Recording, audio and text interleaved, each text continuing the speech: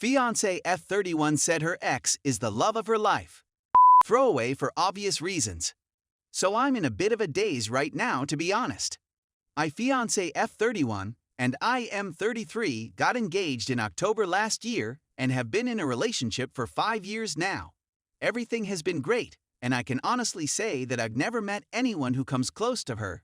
She's been the love of my life for sure. I've known her most of my life. We grew up on the same street just round the corner from each other. Her mom and dad still stay in the same house, and I still stay in the same house I grew up in, which my mom left to me when she passed away in 2014. We still don't officially live together yet, but for all intents and purposes she lives here.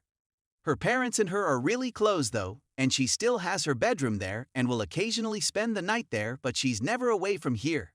Anyway, this morning I decided to go take a walk down to the shops to buy some things, and as I was about halfway down 15-minute walk, I realized I had forgotten my face mask. Masks are mandatory here in shops since 10th of July, so I had to walk back and get mine. When I walked in the door to grab the mask from the kitchen table, I heard her speaking to someone loudly on the phone in the living room, and she said, "Yeah, but David will always be the love of my life." David is her ex-boyfriend. I don't know a great deal about him, but I know they were in a relationship for 2 years, and it ended a year before we started dating. He also dumped her. I just grabbed my mask and walked back out, and just as I got to the shops I felt weird, and I had to sit down as my mind was going in 1,000 different directions. I eventually got back home and immediately told her I feel sick and sent her back round to her parents' house, as I didn't want her about as I was ill. I'm now lying in my bed wondering what to do, to be honest. I know she didn't do anything wrong. It's not like she cheated on me or intentionally went out of her way to hurt me, but what's heard can't be unheard. She basically said that the person who she's agreed to marry isn't a patch on an ex she's not been with for 6 years.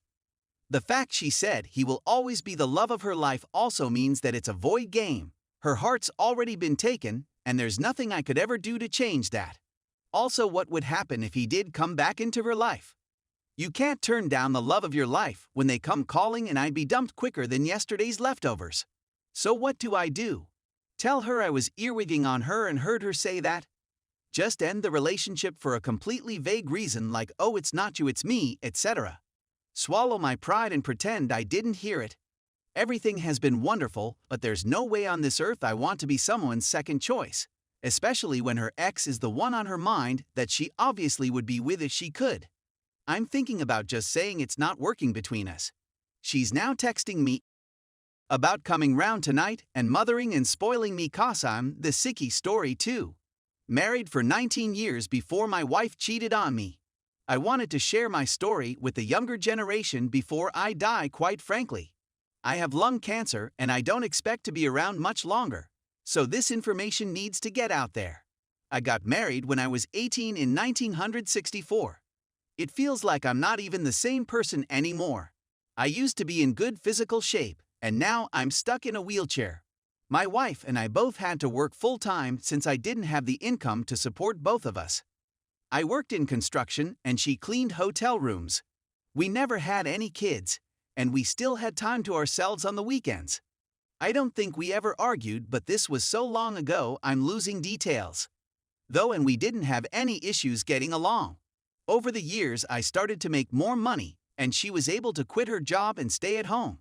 I would work longer nights though, and our marriage turned more into friendship, honestly. We rarely had sex, and although I still loved her, I felt like it was different.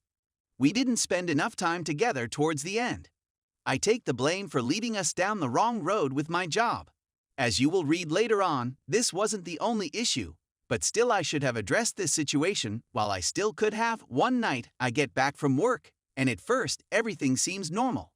Dinner was ready and we had the TV set to baseball, my favorite back in the day. I talked to her in the kitchen for a little and went to my room to change out of my work clothes. When I went in there, I found a box of condoms on my nightstand. I started to panic because I had a vasectomy years before this and never used condoms. I immediately asked my wife about them, and she couldn't think of an explanation in time. She started crying and came clean about the cheating.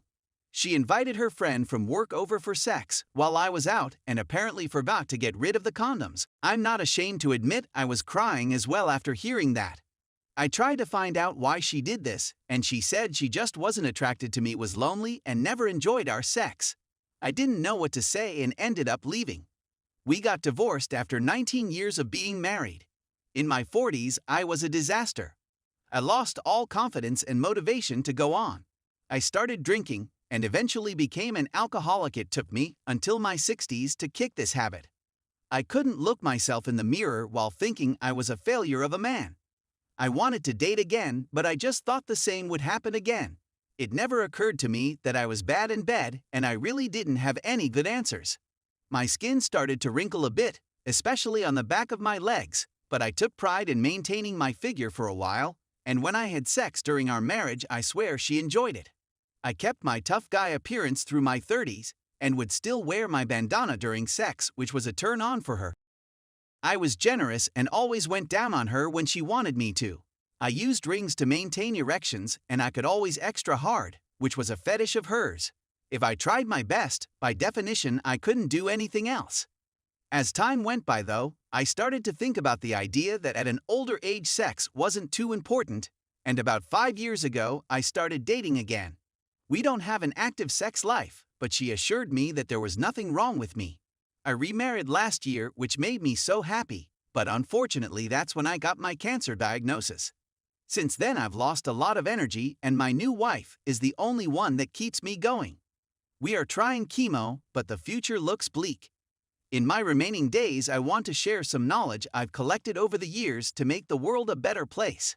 My mental abilities are also slowly waning, so I need to do this before it's too late. I hope all reading this can learn something from me to make their life better. Story 3. Don't want to go to my cheating sister's wedding. My BIL found out my sister has been cheating on him for 8 years, 2 years ago. 3 kids together. Her boyfriend was married with 2 kids. My BIL found old phones with old text messages that confirmed his suspicions. My sister worked with this man she was cheating with for 8 years. Went to company parties together, same work social circles. My sister and her husband even met up socially with her cheating partner and his wife. All the time she was working late, working on Sundays, and asking me, my other siblings, and my parents to watch the kids were not to help her with her job, but to help her cheat. Her youngest was born during the affair. Even had my other sister take a picture of her in the NICU with the baby, which we found out was to send to her boyfriend. DNA test confirmed it's my BIL baby. Looking back, everything we thought was true all these years wasn't. It's heartbreaking. They destroyed not only their own families, but broke the hearts of my parents and her in-laws. My parents were devastated to learn their daughter was capable of this. They were depressed and still are to a degree this day. My father will never be the same. He says he will go to his grave with a broken heart for her part in this. He can't believe his own daughter would do this anyway, 2 years later still dealing with this. Nasty divorce, custody issues, financial issues, lots of money involved. She is now living with him and getting married next month. Asked my parents for their blessing. Lol. My father said, you did what you wanted all these years without my blessing, now you want it. You're not getting anything. I want nothing to do with this wedding, but I feel bad for her children. I also have 2 daughters who do know what happened, 15 and 13. Feel like I am setting a bad example to go celebrate this with them. Her kids have not put the pieces together and don't realize what really went down. I don't acknowledge him or their relationship. She thinks this man walks on water and wants us to accept him. I can't. We love our brother-in-law and still keep in contact with him, which angers her. Am I the for refusing to go to my sister's wedding?